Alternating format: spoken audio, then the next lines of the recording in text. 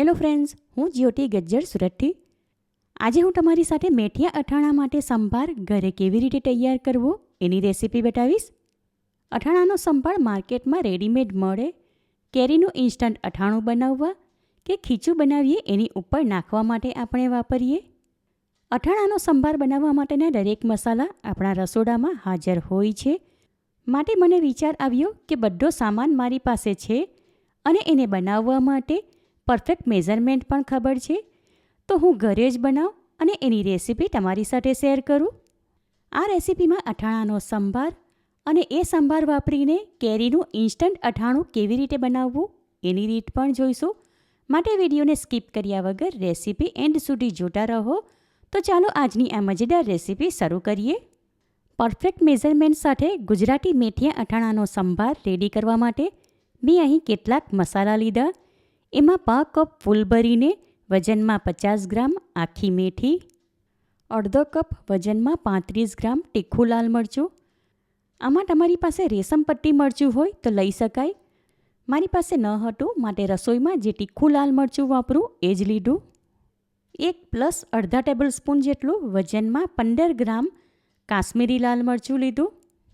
1 cup ફૂલ ભરીને વજનમાં 50 ગ્રામ આખું મીઠું. અથાણામાં બને ત્યાં સુધી આખું મીઠું જ વાપરવું, ન હોય તો જ દરેલું મીઠું લેવું. 1 ટેબલસ્પૂન વજનમાં 10 ગ્રામ હળદર અને 2 ટીસ્પૂન વજનમાં 5 ગ્રામ હિંગ લીધી. હવે સૌથી પહેલાં આ મેથીના દાણા શેકી લઈએ. એના માટે બીજી તરફ એક ફ્રાય પેન લઈને સ્ટવ ઉપર ગરમ કરવા મૂકી દીધી. ત્યાં ગેસ ફ્લેમ લો ટુ મીડિયમની વચ્ચે રાખીને ફ્રાય પેનમાં મેથી દાણા લઈશું. આમાં તેલ નથી ઉમેરવાનું, મેથી દાણાને ડ્રાય રોસ્ટ કરીશું, જેથી કરીને એમાં ભેજ હોય એ નીકળી જાય. હવે ફ્રાય પેનમાં કન્ટિન્યુ ટવેટો ફેરવતા રહીશું અને મેથી દાણાનો કલર બદલાય તેમજ એમાંથી સોડમ આવવા લાગે ત્યાં સુધી એને શેકી લઈએ. હવે થોડીવાર પછી આ મેથીના દાણા શેકાઈ ગયા માટે ગેસ ફ્લેમ ઓફ કરી એને ફ્રાય પેનમાંથી એક પરાતમાં કાઢી લઈએ. અને આ ફ્રાય પેન હમણાં ગરમ છે ત્યારે એમાં આખું મીઠું નાખીને સરખી રીતે ફેલાવી દઈએ, જેથી કરીને મીઠું પણ હલકું અમસ્તું શેકાઈ જાય. હવે થોડીવાર પછી શેકેલા મેથીના દાણા ઠંડા થઈ ગયા માટે એને વાટવા એક નાની સાઇઝના મિક્સર જારમાં લઈશું. હવે જારનું ઢાંકણ બંધ કરી આ મેથી લાપસી કે ઘઉંના ફાડા જેવી અધકચરી વાટી લઈએ. તમે જોઈ શકો છો વાટેલી મેથી ઘઉંના ફાડા જેવી દેખાય છે, બિલકુલ કરકરી. આને મેથીનો ભરડો પણ કહી શકાય. હવે એને મિક્સર જારમાંથી આ પરાતમાં કાઢી લઈએ. હવે એ જ મિક્સર જારમાં આખું મીઠું લઈશું અને જારનું ઢાંકણ બંધ કરી એને રવા જેવું કરકરું વાટી લઈએ. મીઠું પણ આવું મોટા રવા જેવું કરકરું વાટી લીધું. એને આ જ પરાતમાં કાઢી લઈએ. હવે એમાં તીખું લાલ મરચું, કાશ્મીરી લાલ મરચું, હળદર અને હિંગ ઉમેરી દરેક મસાલા એકબીજા સાથે સારી રીતે મિક્સ કરી લઈએ. મસાલામાં કોઈક આખા મેથીના દાણા દેખાય તો એ કાઢી લઈશું. હવે આ મસાલો લાંબો ટાઈમ સુધી સ્ટોર કરીને રાખી શકાય એ માટે એમાં ગરમ તેલનો વઘાર કરીશું. એ માટે મસાલો પરાતમાં વચ્ચે ભેગો કરી એમાં ખાડો કરીશું. હવે મેં અહીં એક તડકા પેન લીધું. એમાં 2 ટેબલસ્પૂન ભરીને સિંગ તેલ લઉં છું. તમે ઘરમાં જે પણ તેલ વાપરતા હોવ એ લેવાનું. હવે આ તડકા પેન સ્ટવ ઉપર ચડાવી ગેસ ફ્લેમ ઓન કરીશું અને આ તેલમાંથી હલકો અમસ્તો ધુમાડો નીકળે ત્યાં સુધી એને ગરમ કરી લઈએ. તેલ ગરમ કરી લીધું અને હમણાં ગરમ છે ત્યારે જ આ મસાલામાં વચ્ચે ખાડો કર્યો છે ત્યાં નાખીશું. ત્યાર પછી તરત જ ગરમ તેલ સાથે સંભાર સારી રીતે મિક્સ કરી લઈએ. હમણાં આ મિશ્રણ ગરમ છે માટે તવેથા વડે મિક્સ કરીશું. ઠંડુ થાય ત્યાર પછી હાથ વડે સારી રીતે મિક્સ કરી લઈશું. આ મસાલો તમારે બધો એકસાથે વાપરીને અથાણું બનાવવું હોય તો 500 થી 600 ગ્રામ જેટલી કેરી લેવાની. પણ મેં અહીં હમણાં કેરીની સિઝનમાં એક કેરીનું તાજું ઇન્સ્ટન્ટ અથાણું બનાવીએ એના માટે આ મસાલો તૈયાર કર્યો. આ ઉપરાંત ચોખાના લોટનું ખીચું કે જુવારનો છાશિયો લોટ બનાવીએ એમાં પણ આ મસાલો સ્પ્રિંકલ કરી શકાય. હવે આ મેથીયા અથાણાનો સંભાર તૈયાર છે. એને એક કન્ટેનરમાં ભરી દઈશું, જે ફ્રીજની બહાર કમસે કમ 2 મહિના સુધી અને ફ્રીજમાં કમસે કમ 6 મહિના સુધી સ્ટોર કરીને વાપરી શકાય.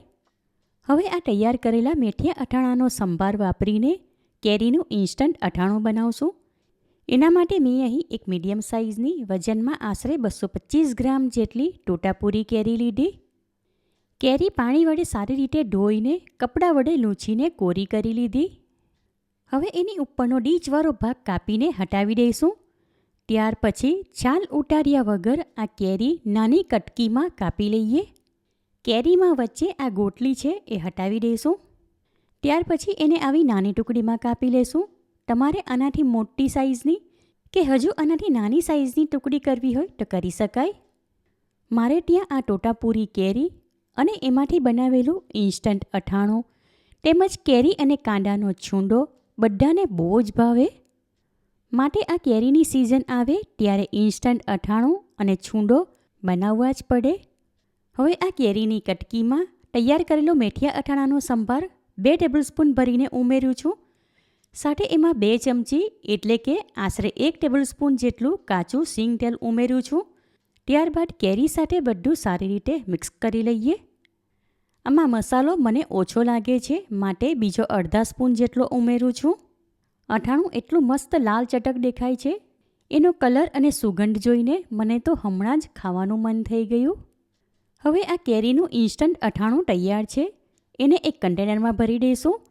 હમણાં આમને આમ આ અથાણું ખાવું હોય તો ખાઈ શકાય, પણ બેસ્ટ રિઝલ્ટ માટે 4થી 5 કલાક માટે એને આમને આમ સાઈડમાં રાખીશું, જેથી કરીને કેરીનું પાણી છૂટે એમાં આ મસાલો અંઠાઈ જાય એટલે ટેસ્ટમાં પણ ઘણું સારું લાગે. અથાણું સવારે બનાવ્યું હતું અને સાંજ સુધીમાં કેરીનું પાણી છૂટ્યું, એમાં મસાલો સારી રીતે ફૂલી ગયો, થોડું ડ્રાય થઈ ગયું હતું માટે એમાં 1 ટેબલસ્પૂન જેટલું તેલ પણ ઉમેર્યું. હવે આ કેરીનું ઇન્સ્ટન્ટ અથાણું ખાવા માટે તૈયાર છે. આમ ઘરે પરફેક્ટ મેઝરમેન્ટ સાથે મેથીયા અથાણા માટે સંભાર બનાવવામાં આવે તો એને લઈને આવું સુપર ટેસ્ટી કેરીનું ઇન્સ્ટન્ટ અથાણું ઝટપટ બનાવી શકાય. દરેક પ્રકારના શાક, કઠોળ અને દાળ ભાત સાથે ખાઈ શકાય એવું આ અથાણું એકવાર તમે બનાવી દો તો ફ્રીઝમાં રાખીને કમસે કમ 5થી 6 દિવસ સુધી ખાવા માટે લઈ શકાય. ઇન્સ્ટન્ટ અથાણામાં મસાલા સિવાય એક્સ્ટ્રા મીઠું નથી ઉમેર્યું. તમને ઓછું લાગે તો તમારા ટેસ્ટ પ્રમાણે એડજસ્ટ કરી લેવું. એકવાર આ રીતે તમે અથાણાનો સંભાર ઘરે બનાવશો તો બહારથી ક્યારે પણ નહીં લાવો. માટે આ રેસીપી તમે જરૂરથી ટ્રાય કરો. તમને મારી આ રેસીપી કેવી લાગી એ કમેન્ટ કરીને જણાવો. પસંદ આવી હોય તો વિડીયોને લાઇક અને શેર કરો.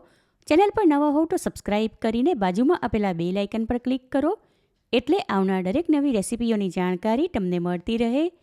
ફરી મળીશું એક નવી રેસીપી સાથે. Eat healthy and stay healthy.